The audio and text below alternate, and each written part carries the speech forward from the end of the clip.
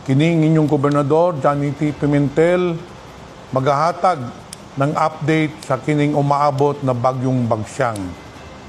Sa pagkakaroon, signal number 2 na kita, pitsa 5 ng Pebrero. Og expected ang landfall ng Bagyo Bagsyang unya gabi o silum kabuntagon. So kagahapon pa, nagmeeting na kita ng tanan ahensya, mga miyembro ng PDRRM Council o gi-activate na nato ang atong PDRRM Operation Center o gideklarar na nato na naanata sa red alert status. Kung sa may pasabot ani na naana sa 24 oras ang atong PDRRM Operation Center mag-monitor na sa tanan probinsya ng Surigao del Sur, unsay mga kabilingan, unsay kailangan, unsay mga kinahanglan ng atong mga kaigsuonan. Ato na po gi-coordinate sa Coast Guard, akong awhagon ang mangingisda na bawal na gayo dili sa kamo mo palaot didto kay delikado. O ato na po gitagaan ng memorandum ang mga mayor na activate ang ilang MDRRM Council.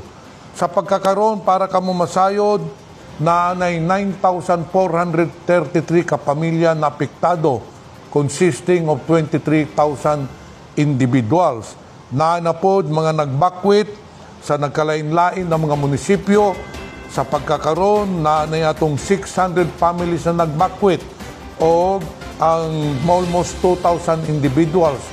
Pero sa tanaw nako modaghang pa kini kay ang ulan sugod pa kagabi hantod karon buntag og atong nakita na moabot pa kini ng mga duha ka adlaw na ulan. So akong ipaabot sa inyo na kung naay mga problema, naay na magpa-rescue, i-coordinate dahil ninyo sa inyong mga mayor para ma-coordinate po diri sa atong probinsya para ma-extend dahil nato ang unsay tabang na kinahanglan. Hilabi na kung naay mga nabahan diya, na kinahanglan magpa-rescue o unsa pa na mga serbisyo na inyong panginahanglan.